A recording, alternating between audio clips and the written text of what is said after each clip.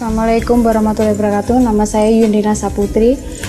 Saya salah satu penerus generasi makanan khas Kota Gede yang bernama Kipo.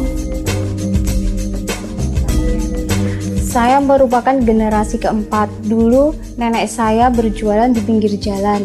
Tempatnya strategis, tapi karena adanya musibah bencana gempa, kios kami kena bencana gempa. Terus kami pindah di rumah yang kurang strategis tempatnya karena masuk-masuk gang dan di perkampungan-perkampungan. Tepatnya di Darakan Timur, Perenggan, Kota Gede, Yogyakarta.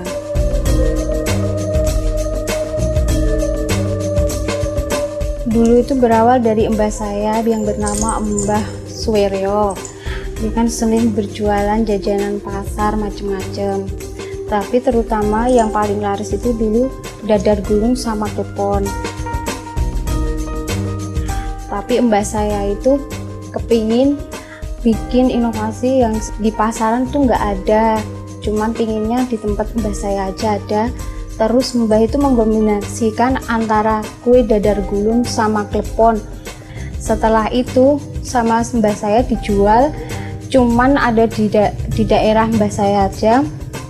Itu dulu tidak ada namanya, tapi yang ngasih nama malah pada pembelinya itu dengan sebutan Kipo. Kipo yang panjangannya itu Iki Opo.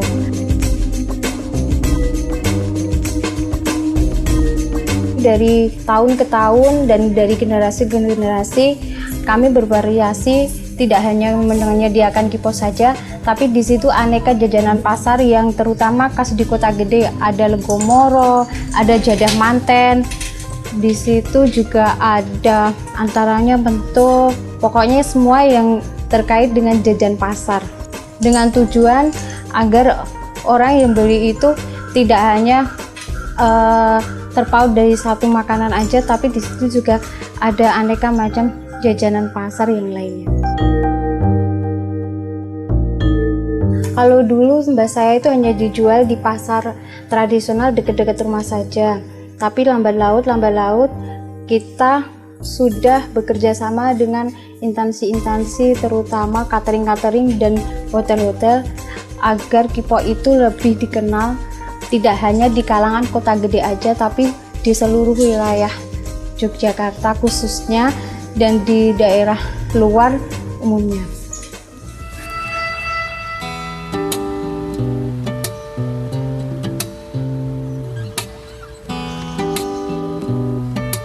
Kue Kipo terbuat dari tepung ketan, yaitu dari proses ketan dibuat menjadi tepung, lalu dibuat adonan dengan pewarna yang alami dari perasan daun suji. Daun suji yang ditumbuk, lalu diambil airnya, lalu dicampur jadi adonan menjadi kulit Kipo. Dan isi Kipo itu terbuat dari kelapa muda yang diparut. Terus kita buat namanya kalau Jawa enten-enten, itu dikasih gula Jawa.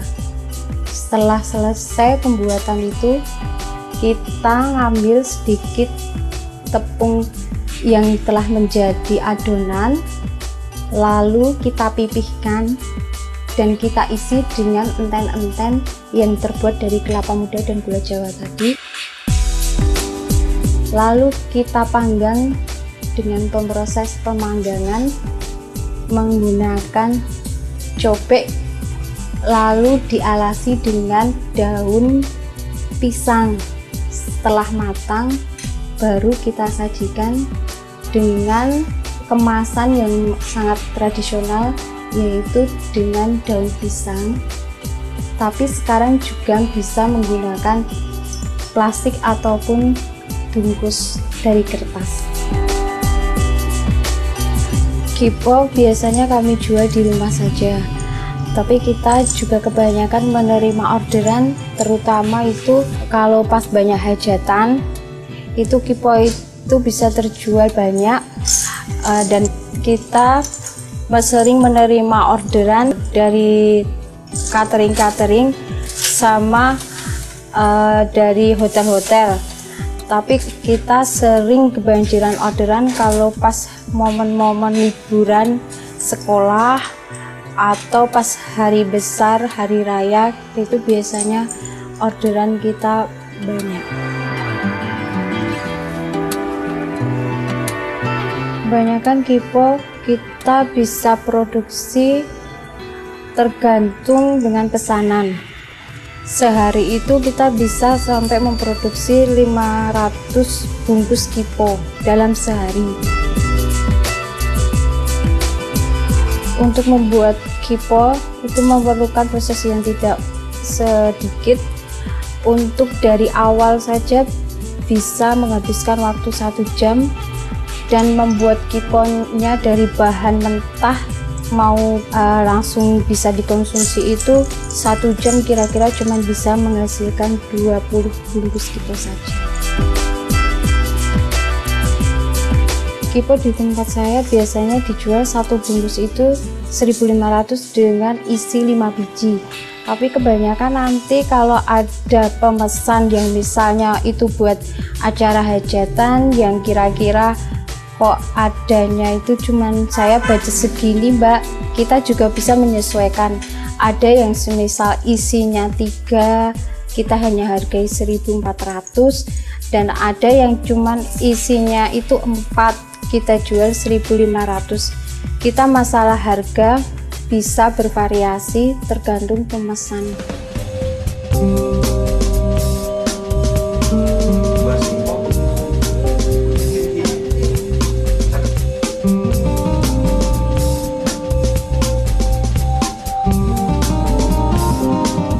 Masalah pengemasan itu juga bervariasi tergantung selera pada pembeli.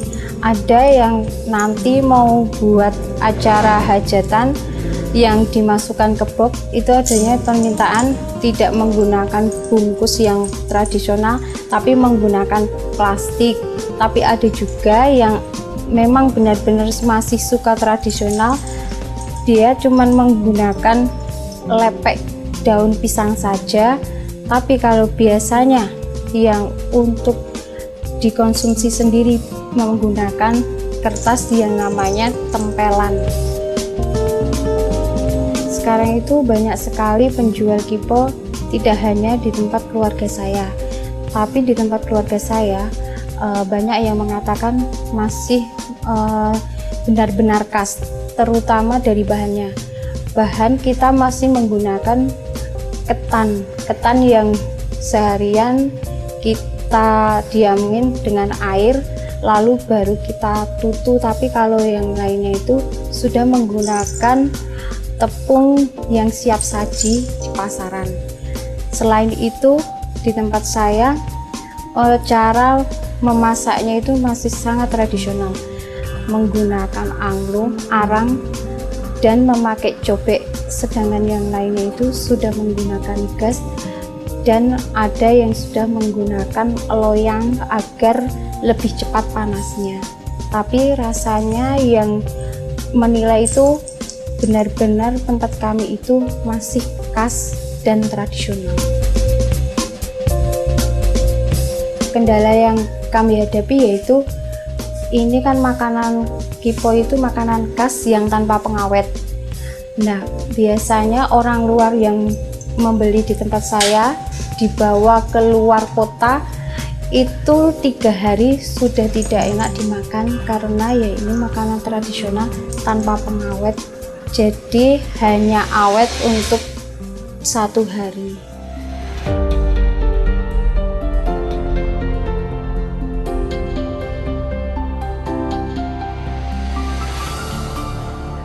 Kipo sangat bermakna bagi saya ya, terutama Kipo itu kan dari tinggalan nenek saya, yang memang nenek saya itu pernah berpesan harus saya lestarikan.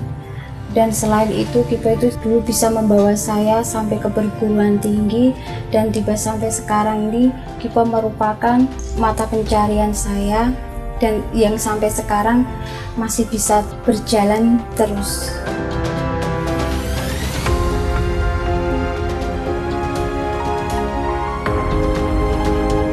Saya sangat mengharapkan sekali kalau Kipo itu jangan sampai punah, dan kedepannya saya sangat menginginkan Kipo itu tidak hanya terkenal di kota gede aja, namun di luar kota gede juga orang-orang tahu kalau di kota gede itu ada makanan khas yang bernama Kipo.